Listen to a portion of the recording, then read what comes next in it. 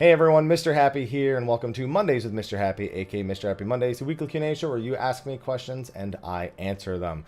Now we're going to start off on a serious note here, because it would be incredibly wrong if I didn't. Now for those of you who may not notice, I only posted one video this last week, and that's because, quite frankly, it didn't feel right posting any content this last week that wasn't, at the very least, in some way acknowledging what's been going on in the world.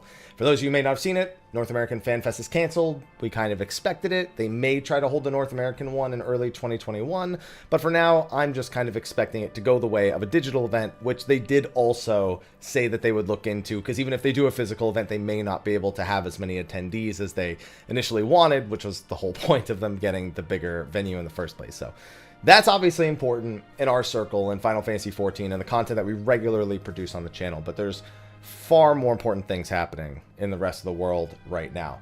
I sincerely doubt any of you are ignorant to the large-scale, I guess we have worldwide protests after George Floyd's death in favor of Black Lives Matter. And it's been something that I've just been day after day on Twitter scrolling through feeds and trying to find as many resources as I could, sign as many petitions as I could, donate to some causes. And it's something that I support, and I want to make that abundantly clear here at the start of the video. One of my closest friends, Sly, is black, of course, and for years I've had to watch racist comments appear under State of the Realm videos since the early days, and I know he's seen them too.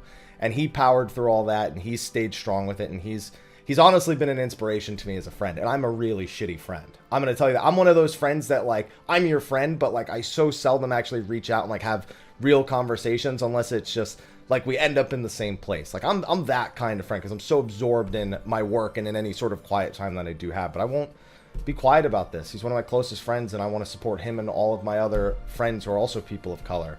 So I'm making that abundantly clear. There will be resources supporting Black Lives Matter, at least in the comment section of all the videos coming, because I do have to continue producing content. It is still my livelihood, but I want to make sure that I'm using my platform for something that I do truly believe in. Also, I'd like to remind everyone it's also Pride Month, and in the previous years we have supported the Trevor Project, who provides counseling and suicide prevention hotlines for young LGBTQ. I think I get that right. I'm so bad at actually getting the order of the letters right. For youths who are LGBTQ, that making sure that, you know, they have someone who will listen to them and care for them. So we're also going to include some resources for that. These are things that are important to me, and I hope they're important to you too. If they're not, I mean, we won't agree on that. It's just the way it is. So that's our serious moment for Mondays with Mrhappy. Let's thank the patrons, and then let's get into the Q&A. So, thank you to our patrons for supporting over on Patreon. It's been heavily appreciated because I just had to pay all my taxes in the past couple of days. Not all of them. I paid half of my federal taxes because they extended the deadline till July 15th, if I'm not mistaken. But yeah, I had to go through a lot of costs. So you guys have been lifesavers in this last month in particular. Reminder though, don't sign up for that. That's me just communicating to you what's going on in my life. That don't sign up if you don't want to support. Just watch. It's a free video. Enjoy it. Ask questions. Answers. You know, I always feel... Go give some of the stuff. Go use the links in the description. If you're thinking about using the Patreon right now when I'm saying this, go to the description. And there's two very, very useful links for people that could use it more than me. Go there and do that. But thank you to everyone who's on that list. Thank you to our patrons of Darkness, Khuja Cross, on Jenova, and Kurenai Oni. And thanks. You guys have been awesome. And we'll get back to producing content this week. And we'll just make sure that we have some links for that stuff in the descriptions of the videos. And you'll probably hear me mention it, especially on State of the Realm coming up this week. It's going to be, again, unavoidable that becomes a pretty major topic there, at least at the start of the episode before we get into the actual topic. With that, let's answer some questions and do our Monday Q&A. All right, I have to consider maybe actually taking a picture for a thumbnail, because considering that very serious opening, maybe not a good idea if my thumbnail is me looking like this at the very beginning of it. With my luck, this is the exact spot that it's going to take. So we'll see about that. But question number one, hashtag Mrhappy Mondays. Hey, Haps. First time asking. Relatively new, about over a month in game. Reached level 80 on Ninja and Dark Knight, having a lot of fun. Not really an end game, but I feel like Square Enix got the balance of these classes really well. Ninja took a second try, but they did get it eventually. I don't feel bad when playing a certain class or really envy a different class, or job. When do you think Square Enix feels as though there are enough jobs? Surely, the more there are, the harder it is to balance them and make them feel unique. This has actually come up a lot on Mondays with Mr. Happy as of late. People, are starting to predict, are we getting a healer, a caster? What kind of healer are we getting? What kind of DPS could we get? Are we going to get another limited job? How many jobs are we going to be getting? Are they going to be done doing jobs anytime soon? Here's just a blanket statement of all my thoughts on that, so we can kind of just wrap it up all in a nice bow, and then maybe I don't have to answer this question, or if I need to, I can always refer back to this point. In that, I think my prediction is 6.0, 2 jobs, 7.0 and on, 1 job and expansion. That is a prediction that has not been stated anywhere. I want that to be abundantly clear. That is not a fact. It is just a prediction. And with that, I suspect a healer and a caster for 6.0, and for 7.0, they can do whatever they want. And I expect more limited jobs to actually be incorporated in 0.5 patches leading up to the expansion. So, with that, I don't think they ever hit a point where they're done making jobs until it's like Final Fantasy XI, where it's kind of like on its last legs. And they're just kind of supporting it, like giving it the bare minimum content that keeps people happy, maybe doing a little bit more grind-focused content. Unless it hits that point, I don't think they'll stop adding jobs. I think there's too much marketing value, player satisfaction, unique fantasies they could still achieve as long as they're able to come up with some sort of gimmick for actually accessing your power in combat. I don't see any reason to limit it, and I think they're creative enough to probably keep going on the job creation in that regard.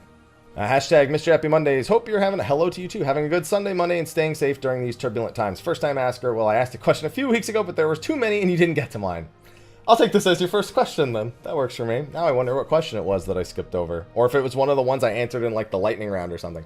I've been doing Eureka. It's been somewhat terrible, but I also met a group of great people. We partied up a few times. They added me to a social link shell. I was approached by one of them asking if I wanted to run Memoria Mazera. Kind of been wanting to do, but haven't had the energy.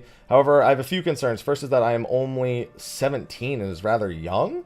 Also very shy, and I wanted to use and I don't want to use any voice chat. Further, I'm a casual player. My white mage is not the best gear. You're thinking too much about this. Anytime I get a question like this, how can I do something without screwing it up? It doesn't matter how old you are. It doesn't matter if you're 10. There's always ways around things. You can be on voice chat without speaking, for one. That way you can listen to the calls from people who are a little bit more experienced with it and kind of take in the information.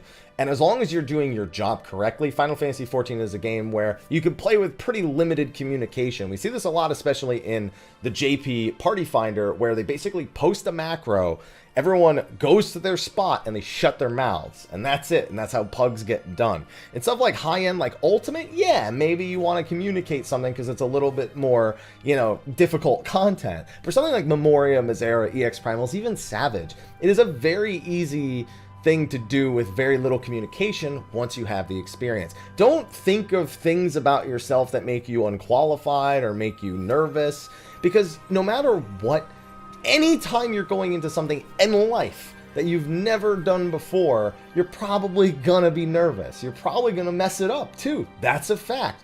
They say we learn from our mistakes. That's all you gotta do, except, yeah, you're probably gonna screw up. Yeah, it may not go the way you want it to, but you gotta learn somehow. And sometimes you just gotta learn by doing.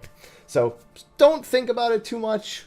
Go in, and if you don't want to chat in voice comms, at least listen to see if there's any information you can take in, any calls you can take in that you might recognize in the future. All right, no hashtag, but I saw that it was a question, so we'll take it. Hi there, Mr. Happy. Thank you for all your work. I've been listening to you since I started 2.0. That's a while. I'm sorry you've had to suffer me that long, but thank you. I was actually wanting to ask an 11 question, because I never played, but I've beat every other main title Final Fantasy game because I'm a huge fan. The question is, do you think 11 mobile will be for the Switch? So, dude, as much as they swear it's still in development, as much as there have been reasons for us to believe it is still in development, very recently, as a matter of fact, it hasn't even come out for the platforms it was supposed to yet, iOS and Android. I don't have any, I barely have any hope for that. Not to mention, hope for a Switch version of it. I understand not wanting to play it on a mobile device. Also, let me see. Okay, it's not that much more that shows up. But I'm not even convinced it'll ever come out. So, no, there's no indication of a Switch version, and I'm personally not seeing it as a very likely thing. Possible, but not likely. I like this person's name, Obsolete Butter. And Butter's in all caps, and I love it. Hashtag Mr. Happy Mondays. Hey, Haps, hope you're doing well. I'm doing okay. Hopefully you're doing okay, too. Quick question. Should the rescue action be an AoE? No. No. Should there be an AoE rescue? No. No, listen. No. No. Even you've put an evil thought into people's heads that should never have entered, because you seem to want to use it for a good reason. No. I don't know how else to answer this. No. Ooh, this one's a recent one. Hashtag Mr. Happy Mondays. Hey, Happy. Hope your day so far has been good. It has been, because I've been eating these nuts. I did a sponsored thing on Twitch for these, and they're delicious, actually. So, anyway, I know times are rough. I know that but I know that one Canadian out there is rooting for you. Well, I hope at least one. I do 24/7 streams with them every 2 years, but I'm assuming you're another one. So, thank you. Thank you for your kind words. Anyways, a few months ago, I asked you a question here about asking how to handle failure given my group's difficulty with T. After a break for 5.2, I'm happy to say that my static cleared T about an hour before I started writing this. Hey, congratulations. Everyone stuck it out. We managed to get the clear after almost 1,800 wipes. Oh my god. So if anyone is watching this having doubts, you can do it. You just gotta believe. Hey, tell the other guy that I answered the question for who's afraid to do Memoria Misera, because that's some dedication right there. Already started looking into ways to increase our prog speed in Ultimate in 5.5. Hopefully. Nothing confirmed. Come on. It's going to happen. Let's see. Unless any more global incidents. Or global incidents doesn't mean they have to cut some things from development. No, I doubt that. They are almost back up to 100% efficiency as it is now. We thought they were back up to it, but it seems it was just like a slight misunderstanding, or it was I don't know how to describe. We thought they were back up to 100%, but they weren't. They're pretty close to it, though. I had the idea of going back and taking on the fights they are based off of to get a feel for the mechanics, but I was wondering if you had a few bullet points as a raid leader I could do to help keep prog at a steady, unfrustrating pace. Okay, it depends on what kind of fight they do, but having an encyclopedic knowledge of every mechanic you encounter that is part of the ultimate encounter is incredibly important. And also, much to many people's surprise, the lore of the fight is also very, very important. The biggest thing that has hampered people's progress on the unending, not unending coil. Unending coil was actually pretty straightforward. It was just brutally difficult and it's a really, really long fight. But when it came to Ultima Weapon and the Epic of Alexander, there's at least some wasted time. A lot more with the Epic of Alexander for a lot of people, because they hit a brick wall and they just couldn't figure out how it worked. When that happens in Ultimates, when something seems impossible, there's no real solution. You've limit braked, you've tried killing something real quick, like you just disintegrate. There's usually a gimmick, is what we now can say with certainty. We've had one in T with the hearts. We've had one in Ultima Weapon with the Woken status.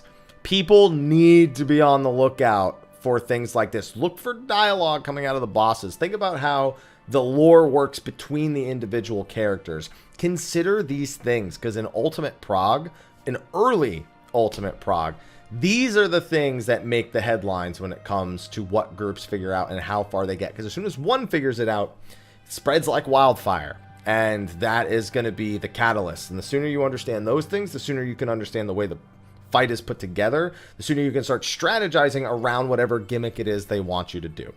So have an encyclopedic knowledge of all the mechanics in any of the encounters that is listed, as well as be ready for a gimmick. Don't just progress the fight and forget that there's probably a gimmick somewhere. If something feels like it's too easy, if something feels like it could be done differently, if there's a punishment for a mechanic that you feel like is survivable, test it. See if it does something, because that is going to be what determines who wins the next Ultimate tier.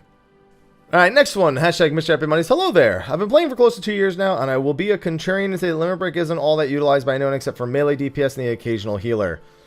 You don't do enough content, then. Because there's some content that outright requires tank LBs. There's plenty of places, especially in dungeons, where caster LBs are really important. Melee LB is the go-to on the boss if it's a single target and everything's going perfect. And healer is your go-to, oh shit, we fucked up, but let's see how much farther we can go button. There's plenty of times the other ones, and even range sometimes. We use ranged LB on Titan for breaking the jails. Some people would do it on the first set and just do a ranged LB2 with a melee LB3 later, or you do it on the second set, do a ranged LB3 there, and then I don't remember if it's a melee LB3 by the end or a melee LB2. I think it's still a melee LB3 by the end. But there are other situations in which they are used, but they are situational. Feel a little sad that these cool skills for the most part are going to waste. My question is, what do you think about splitting up limit breaks by party roles?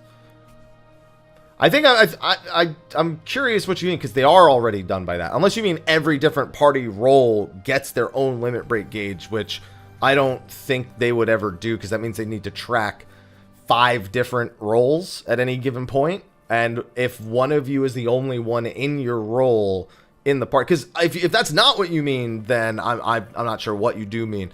Making them a little more situational. I mean, they're already situational is the thing. They don't need to be more situational. If you need to do the maximum amount of damage to a group of enemies, it'll be caster. If you need to do AoE damage to targets that are relatively far apart, you can go with ranged, because it has that extra verticality, or it's got that extra distance to it with the way the line AoE works. If you need to just burn, if it just needs to be damage on a single target, melee LB. If you need to save yourself from a ton of damage, whether because the fight is forcing you to, or you're trying to cheese a certain mechanic, tank LB3, and if you screw up and die, healer LB3. Sometimes there's even strategies around sacking people for healer LB3s, or there have been in the past. So consider all of those things. They're already fairly situational. I don't think we need to change them and make them more situational. All right, next one. Hashtag Mr. Happy Mondays. Hey, Haps. How you doing? Yo, no, you did say Haps. I thought I changed it in my brain because I've done that before. I'm doing all right. Hopefully you're doing well also. I've recently been doing a lot of deep Palace of the Dead and Heaven on High runs. I was like, wait, deep Palace of the Dead? No, it just means deep dungeons like Palace of the Dead. But finding the very deep high floors to be very fun and quite challenging, even with the conventional 1 tank, 1 healer, 2 DPS comp. Why do we have such a small amount of challenging 4-man content in the game? Fortunately, I have a perfect answer for that. Can understand the scaling up 4-man content puts more pressure on the heal. Okay, well then you seem to already know my answer. Enraged gimmicks like that, we see the deepest floors. We don't really see much in the way of gimmicks in Palace of the Dead. The only gimmick in deep dungeons is that nothing is set in stone. There's traps all over the ground. Any enemy can one-shot you if you take one wrong step. But there's not really that many gimmicks. They're all just basic game mechanics that have been in the game for ages. But you pretty much hit the nail on the head. Most challenging 4-man content comes down to you can't really make it that much more mechanically challenging. So you got to pump the numbers, and then that puts pressure on the healer more than anyone else, as it does in most any content, with the healers needing to be responsible for as much as they are. You can make stricter DPS checks, fine, but you know what? Your healer better be DPSing, so that's still going to affect them. You can make sure there's more damage in here. Your tank's got to pop some cooldowns, but if your healer's off by even a little bit, not very many people to save them. It also means that almost definitely you need a caster that has a res in case anything goes wrong. And in a 4-man situation, if something goes wrong, odds are it's because the numbers are so pumped that when one person goes, everyone starts to go, and it's usually a very, very quick spiral outside of something like a tank and vuln. So it's not impossible to do. We've been over that in recent weeks, but the way that the challenge is added is very arbitrary. It's often just stats and kind of just game mechanics being thrown at you in such a do or die scenario. Like, let's say it's like if Pox were to just kill you instantly instead if you didn't silence it, like stuff like that. And that's fine, but they just don't seem to be interested in making content to that extreme for 4-man when they have to consider so carefully how their plans are laid for 8-man stuff. So I'd assume at the very least. Bonus question, do you have any funny stories or moments from Palace of the Dead Heaven on High? Yeah, my first Palace of the Dead run, all the way going up to 200. We were on floor 187, and somebody stepped on and somebody died, and so I backed away to res. Because the plan was I was going to sleep the mob so nobody hit it, and then I was going to res the person. Easy. But the person who got aggro, and they know who they are, they took aggro and they just started running with the aggro. And they stepped on a trap, luring trap. Bada bing, bada boom. See you back on floor 1, because that's where we were headed. So yeah, I mean, it's not really that funny, but that was painful. That's what it was. It was painful. All right, next one, hashtag Mr. Happy Mondays. Hey, Haps, hope you're doing well. Just a 14th question regarding gameplay basics. Okay, seems simple. What do you think should be the basics of what 14 should teach a player? Pulling mobs, pulling bosses, various damage, AoE markers. The AoE markers. What a limit break is and AoE markers. I think positionals should at least be somewhat self-explanatory. I know they're not, because flank and rear, a lot of people don't understand that there's a difference. But when you see rear and you see that and you see flank, I mean, I figured that out almost immediately when I started playing, because rear and flank being named differently tells you instantly that it should be the back and the sides. So that's, I feel, but it's not self-explanatory to everybody. So you've established a good number of people that just don't care about playing well. No, they don't. And here's the thing. Every time I have this conversation, I say the same thing. It doesn't matter how many resources you put in the game or out of the game. You either want to play it well or you don't.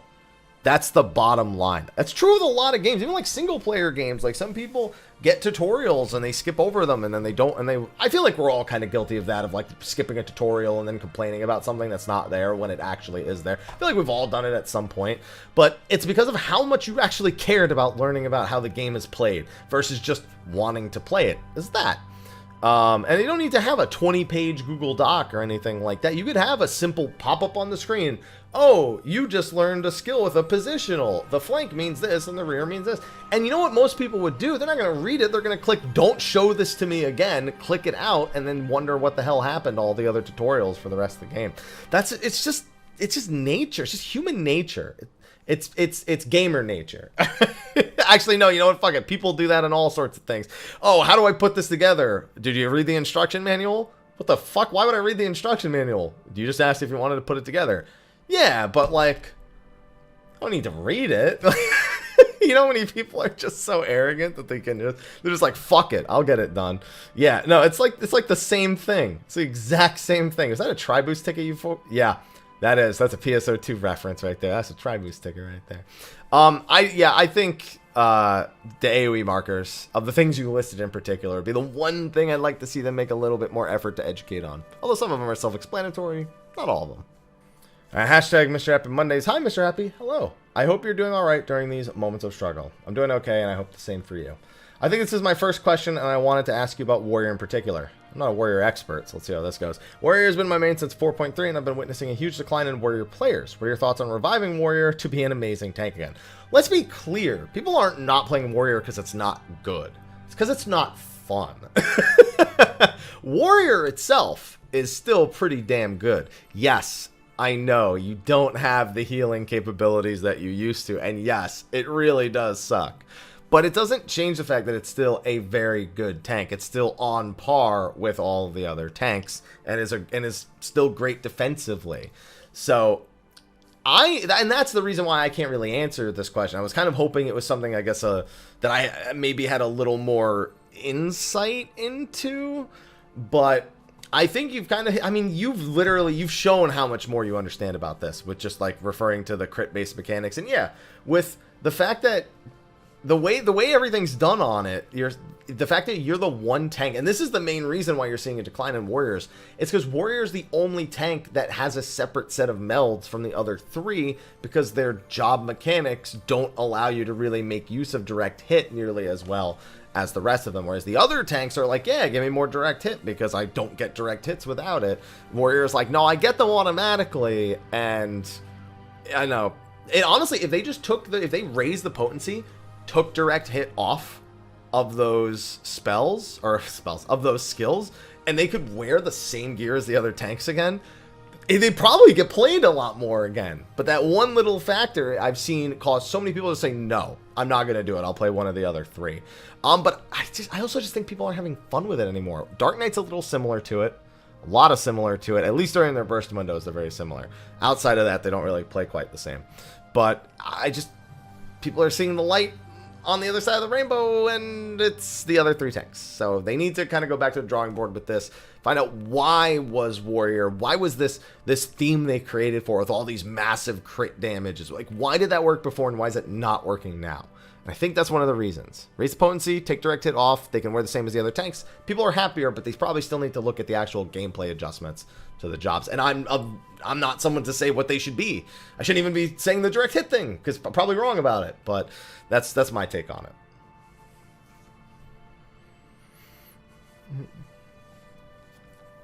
Hashtag Mr. Happy Mondays. Hi, Haps. 2 hellos. Hello, hello to you.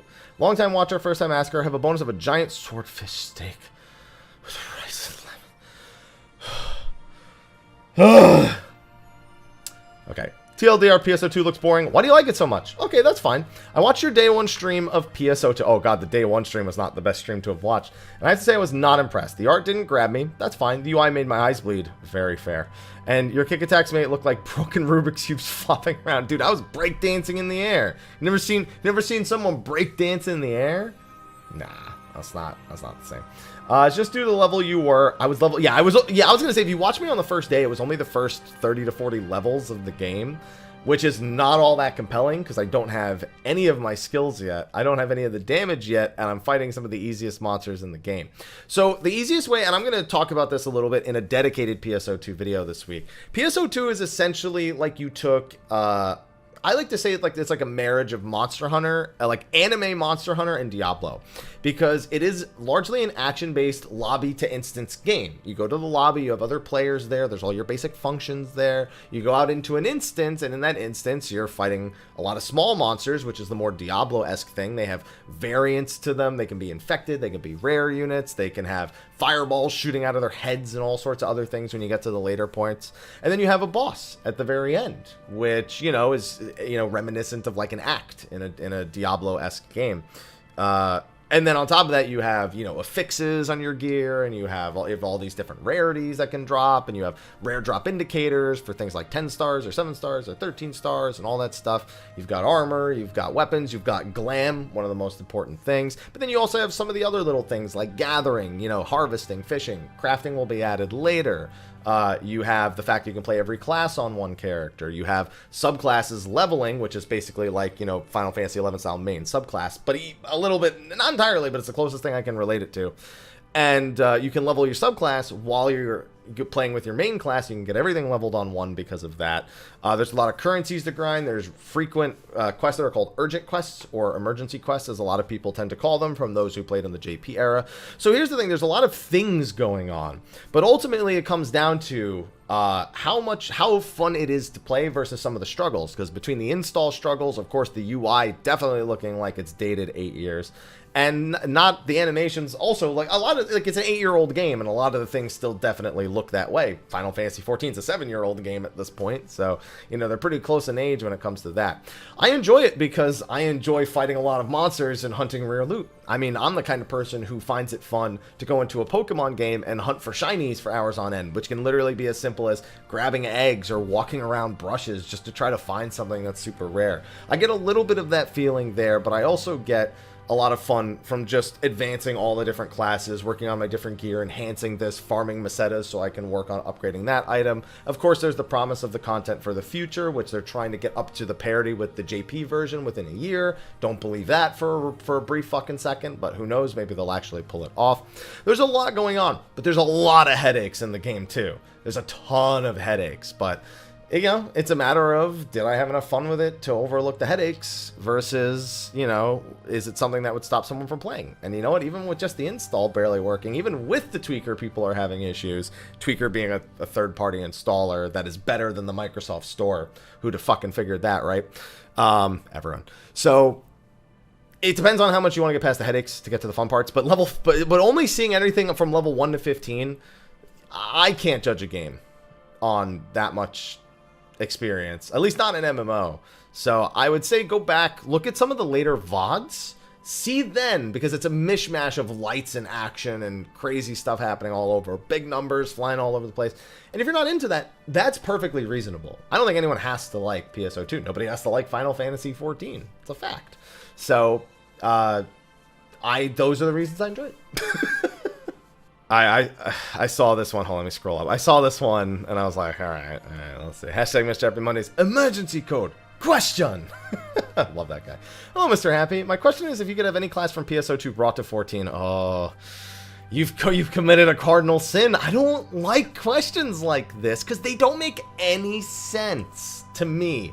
You have 2 games with completely different combat systems and philosophies, they are just not translatable outside of aesthetics. Like, you could say, oh, you could just rework every skill to work in the other type of game, but then I'm not playing that class anymore. That's just a visual representation.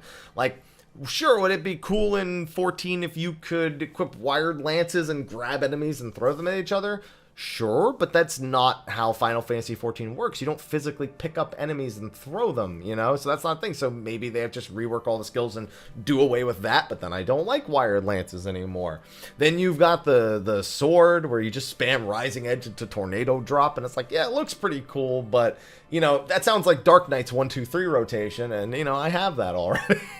Knuckles, okay, staying at low HP, lowering your max HP to deal more damage, making it a high risk, high reward. Listen, Blood for Blood didn't work super well. So I don't think lowering your max HP to access a massive amount of damage when you have more status ailments, stuff like that, they just don't translate because the games aren't built the same. So there's really no overlap. There's no way for me to even come up with an answer because they're just too different for me.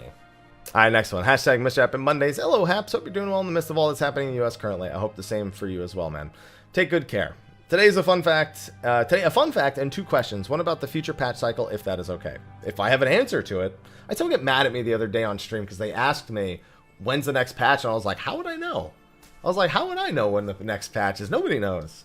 And they got mad at me for answering like that. And I'm like, okay, I'm sure my tone was a little more condescending, but damn. They were really upset when I answered. Like, how would I know? I don't know the answer. So let's see. So I was listening to an episode of State of the Realm with Sly saying that Leap of Faith isn't content. He's wrong, of course. Hashtag Team Leap of Faith. That took a little bit to say. Yo, that T-Loff. That didn't work. All right. Then it occurred to me that Mr. Happy can be translated in French to Mr. Content. Content? Mr. Content? Yo. I like it. Okay. I'm going to bring that to him on Tuesday. But the real question, though, we know patch 5.3 is going to be delayed by a month. They said at least a month, as you bring up here. Maybe a month and a half. I'm betting that's affecting development of 6.0. No doubt. Do you think it will be delayed? Yeah, 100%. I don't see any way they make it to 6.0 by early July, which is when our guesstimation is. All of the expansions have released at, like, the last week of June, now going into early July with Shadowbringer. So I was expecting, like, second week of July. I'm guessing August, in all honesty. From this point on, I'd be really surprised if they managed to keep expansion development at the same pace while working on patch 5.3, because again, they haven't said this, but I'm sure they've taken as many resources that they can to get 5.3 out and then get back on schedule with everything else. I refuse to believe 6.0 won't be delayed. I can't subscribe to that theory. For quite a long time now, most 24-man roulettes have been solely CT1 and 3. Do you think that by the end of 5.x, they can make this roulette like the dungeon roulette and divide them into different roulettes? Yeah, you know, not a bad idea. 50, 60, and 70, 80? That's a good idea. I've never heard anyone suggest that. I mean, I'm always down to have more roulettes, because when you do need tomestones, it's really nice. Or when you need leveling. Yeah. I mean, here's the thing. They could. I don't think they will. But you know what? I'm okay with that idea. That gets a thumbs up from me. Hashtag Mr. Happy Mondays. Hey, Mr. Happy, how are you doing? I'm doing swell. I hope you're doing the same. Doing well myself after cleaning 8 Savage in a total of 26 hours. Nice. Nice. Congratulations. Hope you got a good weapon. 2 questions. The first one being, what elements of Eureka do you want to see again in the new zone in 5.3, but also what elements don't you want to see in there? Okay, that's 2 questions. On what are your opinions on how they can make it better? That's 3 questions. You lied to me. That's fine. My number 1 thing would be to let us mount from the start. Yeah. You just put 3 questions in the first questions and then told me 2 questions. You lied to me. Okay, we'll answer the first one. What do I want to see? Logos actions. Bosses, of course. I want to see oh, wait, well, that's... Okay, elements from the original. Okay, let me stop myself there. I want to see... Yeah, no, those 2 things. I also want to see gear that has unique effects inside of the specific zone. I think a big thing that kind of caught me off guard was how much I enjoyed having a separate gear progression that was exclusive to that. But I think they could have gone a little bit crazier. Logos actions have shown they don't give a fuck what you do inside Eureka. People are like, oh, this is a glitch. They probably are just going to remove this. And they're like, no, of course we know how Reflect works and we put elementals in there. Of course we know that's how it works. They're like, what about doing 1,000,000 damage with this? And they're like, go nuts, who cares? It's not like cutting edge content. Just go have fun. If they're willing to do that with Logos actions, They can do it with gear in there. Honestly, even just the basic thing of getting the elemental resistance or the elemental effect from some of the pieces or haste, just little things like that, were actually kind of nice for a change because they don't affect the grand scheme of how Final Fantasy XIV works, which is where they'd cause chaos. But in a place where balance doesn't matter, go nuts. I want to see more unique gear effects inside of the next one, above what they had in Eureka. So I want them to do what they did in Eureka with that, but go above and beyond with it. What I don't want to see, Pagos. That's it. Pagos. Everything else, I don't really have an issue with. Oh, and portals, but we already know that the new the BA2, codename BA2, we already know that one of portals. They told us that. So, Pagos. That's what I don't want to see. How can they make it better without making it unbearable like pre-nerfed Pagos? Make activities. That was where I was going before. They need activities that are a little bit less Eureka. I suspect that what's going to happen in the Bajin front is it's still going to play mostly the same. Things like fates and whatnot, or, notorious monsters popping up all over the map and, appearing as different objectives. I mean, fates are kind of the crux of any zone where you're going to randomly occurring events or forced events through killing certain monsters, in that it's always going to look like fates, no matter what you do. So making different types of fates is probably pretty important. Ones where you push into a base and take control of it. Ones where you defend a base. Ones where you need to gather supplies for the base. Ones where you actually have to take out major bosses and generals. Things like that. And ones that can be spawned versus ones that occur on a regular schedule within the zone. Whether you need to put a countdown in the zone so people understand like where they stand. Honestly, if they put a countdown, it's probably going to force people to like jump around instances until they get to the right one. But things like that, a variety of objectives. People have suggested maybe doing treasure maps in there. No treasure dungeons, but treasure maps as an alternative. I think bunnies are still a good idea to do, and I think they can probably go a little bit further with the way that those work. So things like that, just a better variety of objectives, but no Pagos. That's it. No Pagos. Think we'll get another set of gear like the elemental gear? Eventually. I think it's unavoidable. That was a much easier answer. Yeah. Well, it should do cool armor. Do you think they'll do cool armor? Yeah. And mounts? Yeah. Yes to all of that. Hashtag Mr. Happy Mondays. Hey, Haps. Hello. Favorite PSO2 class weapon, and what do you like about it? So listen, I was going to start playing fighter, but you can't start the game as a fighter. You need to class change to it as soon as you get to the lobby. So I started as a bouncer, and I'm like, this is really freaking cool. And dude, I'm full on bouncy boy right now. Kicks to the face all the time. Y'all get that jet sweep kick, bam, 6 digits in the face every time. That's fun. I actually have started dabbling with fighter. Knuckles are really weird in that game, but it's more the playstyle of needing to stay at like 25% of your normal max HP in order to get all of the benefits that you possibly can. It's scary, and it makes for a lot of very important dodging, especially with the little dodge that you can do, like the boxer dodge where you duck under the punch. And it's been really fun getting used to that timing, but I'm probably gonna have to try like twin daggers or something on that for when I'm not doing bosses, because while that's fun during like Luther or Elder Dark Vows, and I'm sure it'll be fun on some of the other big bosses, it's a little bit frightening to do when you're mobbing inside of an ultimate or super hard advanced quest. So it's scary, and I'd rather not do it as a knuckle fighter.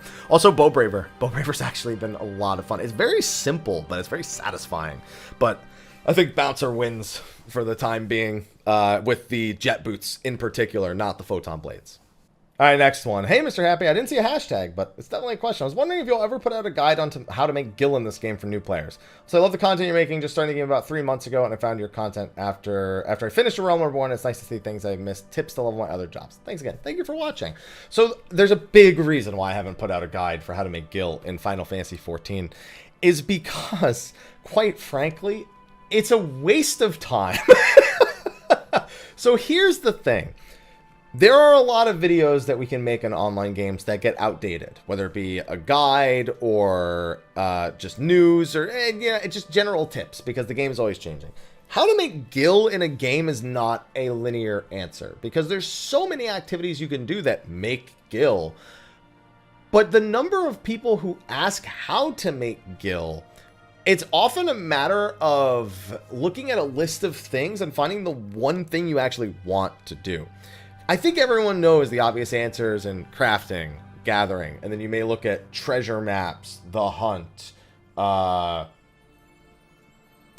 like farming certain furnishing items and then crafting them up. Honestly, that's a big one. You go into like Stone Vigil or something, you like get the furnishing items, or Wanderer's Palace, you get the furnishing items, you craft the furniture and you sell that.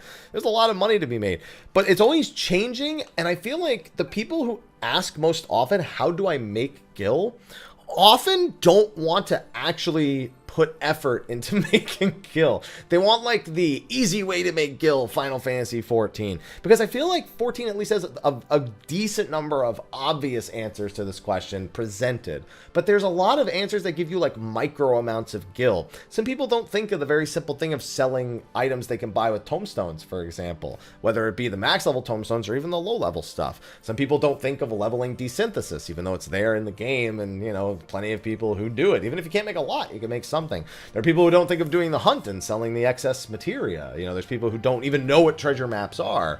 And the problem is either people don't know or people don't want to do that content. Then you don't want to make money.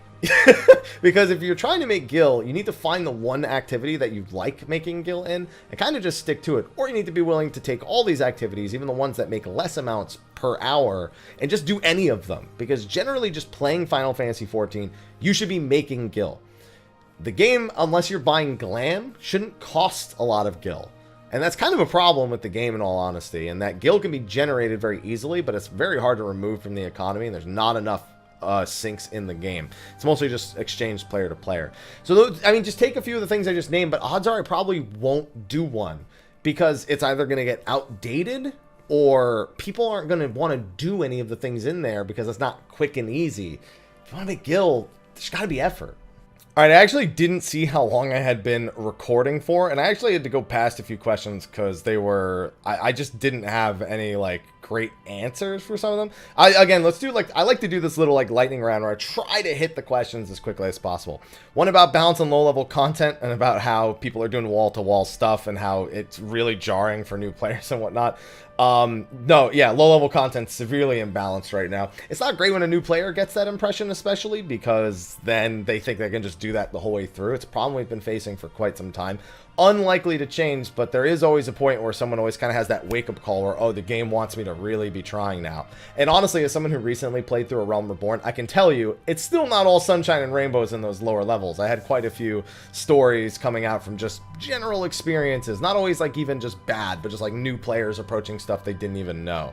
I had one that was asking about the pool of gates and why they removed some gates when they were adding new gates in. And it's just because the old gates were not very interesting or fun. They were like, look at an NPC and tell the difference. And also, if they have too many on rotation, then you may not see the actual new ones that are being made. So that's another reason as well. What else did we have here? We had one about 20-mans requiring discipline. Hey, you're not wrong, but people suck, so discipline is not something I want to try to get out of people in a video game. There's one of people asking about how to raise their arm and armor in Heaven on High. I mean, just run 21 to 30 over and over again. That one's easy. One asking if I passed on Xenoblade temporarily because I enjoyed PSO2 too much and I didn't like Xenoblade 2, so I was still a little hesitant going back and playing 1, but I have no confirmed opinions on Xenoblade 1, so until I play it, I'll keep my mouth shut about that because I won't know what I'm talking about. Dev team aren't fond of Pounds having two weapons. Will they ever merge them? Probably not, because the item codes are already in there for shield and they'd have to completely remove that, or they'd have to develop a whole new system to allow you to actually glam a separate shield from a sword. Warrior of Lightness power, could we become a primal by accident? This has been a theory for years and years. The answer is still a theoretical yes, and if we haven't become one already. And slightly tidy above, how do you feel if the theme of the fourth ultimate is people who became primals? That doesn't really have a good narrative because they're not related to each other in any way narratively. They all maybe take place somewhat in conjunction, like there are certainly a bunch of characters that have now taken on primal forms, but thematically they don't fit together into anything interesting. It would just be a gauntlet for the sake of being a gauntlet, and you don't want that when it comes to an ultimate because it would be incredibly lame. Is there anything else that I missed that I really just want to get answered real quick? Do you play Final Fantasy 14? No, I play PSO2, of course. Of course I played 14. Anyway, what else do we got here? There's the gameplay basics question. There's something about hunts, character strength, close to 2 years. We answered that one. It's Canadian. Yeah, I got that one. Where's your guide for Eden's vs. Fear or Savage? Not making one because I'm now saying fuck it. I'm not trying to pander to all the people who bitch and moan about guides on YouTube being outdated after a week or two.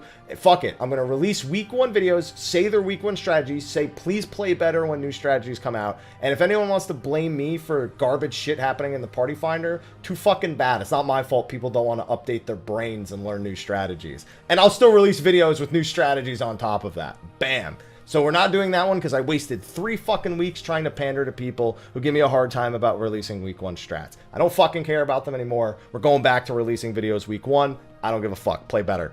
What's another one? What else do we got? Repeat question from last week. What do you think about DPS job that combines? I can't really answer these like, how do you feel about a job? Because it needs to be based on something. Like I don't do well with these kind of questions where people ask me, what do you think about this? Because most of the time it's just like there's nothing tangible to base it off of. It's just ideas being thrown out there, and it's like, sure, why not? I can't say you can't do that. I can't say that couldn't work. I can't say there's no reason not to. Can't say no. I can't say don't do that. It's just, it's out there, and you know, they'll do it or they won't. I can't really do those kind of questions because I don't feel like my opinion on it is valuable at all, because it either will or won't happen. I think that's all of them. That's our little speed round for the end. Spent a little bit longer on it than I wanted to. And with that, thank you for watching this week's episode of Mondays with Mr. Happy. Be sure to ask your questions in the comment section of the video below. Add the hashtag if it makes it easier to find, but as you can see, I can still find them even without the hashtag. But the hashtags become kind of a norm at this point, so it's nice. Thank you to our Patreon sponsors. Thank you to our Patrons of Darkness, Khuja Cross, and Kurenai Oni. And please check those links in the description. Black Lives Matter and the Trevor Project. We have supported Trevor Project in the past. Black Lives Matter. There's a card there with petitions, places you can donate. And if you're considering signing up for my Patreon this week, reminder, go there instead. Spend your money there. It's a better place to spend it. But we're going to get back to posting video content this week. Thank you for watching. I will see you all in the next one. And until then, take care.